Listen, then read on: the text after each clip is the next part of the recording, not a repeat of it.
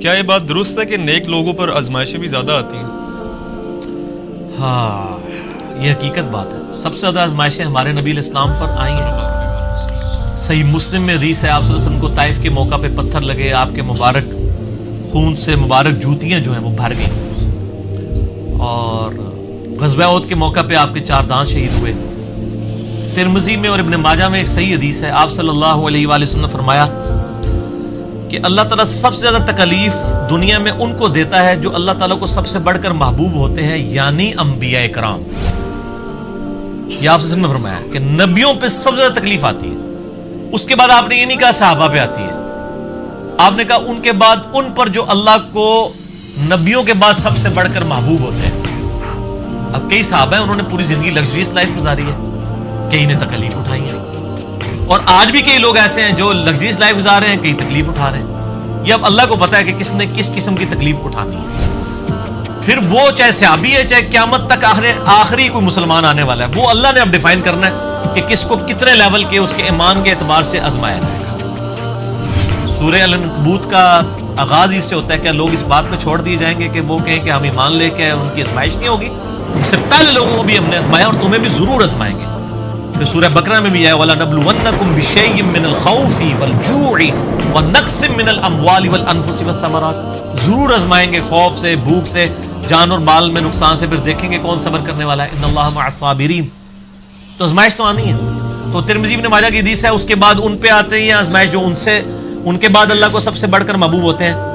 اور بندہ زمین پر اس طریقے سے آزمائش جھیلتا رہتا ہے حتیٰ کہ اللہ تعالیٰ اسے پاک و صاف کر کے اپنے پاس بلا لیتا ہے. آزمائش انسان کے گناہوں کے جھڑنے کا بھی سبب بن جاتا ہے، اور جن کے گناہ نہیں ہوتے ان کے لیے فضیلت کا سبب بن جاتا ہے. بخاری مسلم میں حدیث ہے، کسی مسلمان کو کوئی دکھ، درد، اندیشہ بھی پہنچتا ہے، ذہنی ٹینشن بھی، ٹینجیبل نہیں، نان ٹینجیبل چیز، حتیٰ کہ اس کے پاؤں میں کانٹا بھی چوب جائے، اس کے بدلے بھی اللہ اس کے گناہوں کو معاف کر دیتا ہے. اس کے درجات بلند ہوتے ہیں. تو تکلیفیں تو آتی ہیں، اور نبیوں پہ بھی آئیں، ان کے ماننے والوں پہ بھی آئیں. تکلیف کے بغیر تو اللہ نے چھوڑنا نہیں ہے. البتہ ہر بندے کا ٹیسٹ ڈیفرنٹ ہے. کسی کو اللہ تعالیٰ بے اولاد رکھ کے آزمائے گا، کسی کی جوان اولاد چھین کے آزمائے گا، کسی کی جوان اولاد کو نافرمان بنا کے آزمائے گا، کسی سے اس کی بینائی لے کے اس کو آزمائے گا، کسی کو کے گردے فیل کر کے اس کو آزما لے گا. ہر بندے پہ آزمائش ڈیفرنٹ ہے. اور یہ یاد رکھیں، یہ جتنی آزمائشیں ہیں نا، یہ اللہ تعالیٰ نے پہلے لوح محفوظ پہ لکھی ہوئی. قرآن پاک میں ایک آیت ایسی ہے جو اس ٹروتھ کو ریویل کرتی ہے. اس کے بغیر تو آپ کڑ کڑ کے مر جائیں گے کہ میرے پہ یہ تکلیفیں کیوں آئیں.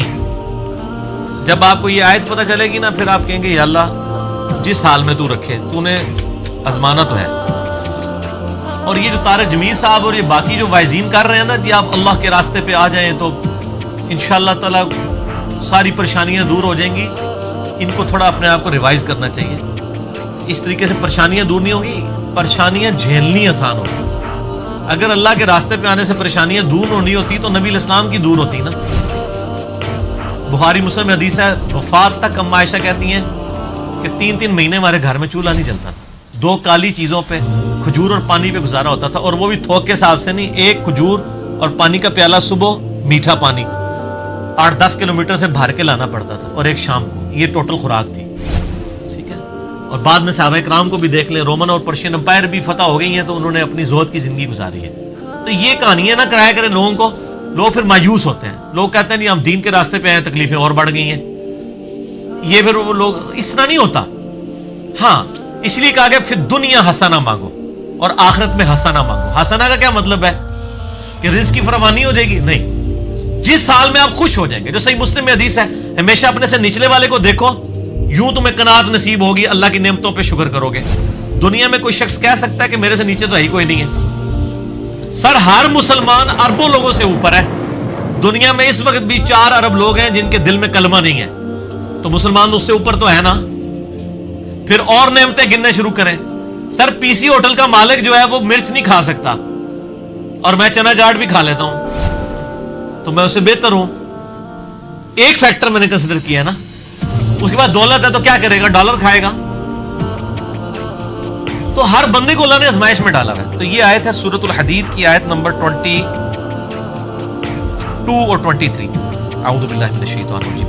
मा असाबा मिन मुसीबतिन फिल अर्द, कोई भी मुसीबत जो जमीन में आती है, वला फी अनफुसिकुम, या वो तुम्हारी जान में आती है, इल्ला फी किताबिन मिन क़ब्लि अन नब्राहा, वो हमने लोहे महफूज पे पहले ही लिख लिया है कि उसको भेजें हम। जमीन पे अर्थक्वेक आते हैं, यानी जलजले आते हैं, सैलाब आते हैं, कहत साली आती है, वबाई मर्ज फैलता है, या तुम्हारी जान में किसी के गुर्दे फेल होते हैं, किसी को हेपेटाइटिस हो जाता है, किसी को कैंसर हो जाता है, अल्लाह ताला माता ये सारी तकलीफें मैंने पहले ही लिखी हैं लोहे महफूज पे कि अरबों इंसानों में से किस बंदे को कौन सी तकलीफ देनी है। अल्लाह अकबर। ज़ालिका इन ज़ालिका अलल्लाह यसीर, और बेशक ये अल्लाह के लिए बड़ा आसान है। तुम्हारे लिए मुश्किल है कि इतना डाटा कैसे मैनेज किया हुआ है, अल्लाह के लिए आसान है। किस लिए? लिकई ला तअसौ अला मा फातकुम, ये इसलिए मैंने किया ताकि तुम कफे अफसोस ना मलो जो तुमसे छिन जाए। क्या कहो? इन्ना लिल्लाहि व इन्ना इलैहि राजिऊन, हम भी अल्लाह की तरफ से हमने लेके बस चले जाना है। मुस्लिम शरीफ में हदीस है ना, जो तकलीफ के वक्त ये दुआ पढ़ ले, इन्ना लिल्लाहि व इन्ना इलैहि राजिऊन, अल्लाहुम्मा जुरनी फी मुसीबती व अखलिफ ली खैरम मिनहा, तो अल्लाह ताला उसको बेहतर नेमुल बदल अदा कर देता है। मेरा यूट्यूब पे क्लिप है, गम की खबर को खुशी में बदलने की दुआ, उसमें मैंने डिटेल से इसके ऊपर बात की, आज मैं डिटेल में नहीं जाऊंगा। अल्लाह ताला माता ये मैंने इसलिए लोहे महफूज पे वाला लिखा है ताकि तुम्हें अफसोस ना हो जो तुमसे जाता रहा, वला तफरहू बिमा आताकुम, और तुम शेखी ना बिगाड़ो उस पे जो तुम्हें मिल जाए। वल्लाहु ला युहिब्बु कुल्ला मुख्तालिन फखूर, अल्लाह ताला हर शेखी खोरा जो है, शेखी बिगाड़ने वाला, अल्लाह ताला उसको पसंद नहीं करता। तो इस्लाम तो कहता है जी खुशी है तब गॉड ओरिएंटेड हो, गम है तब गॉड ओरिएंटेड, ठीक है।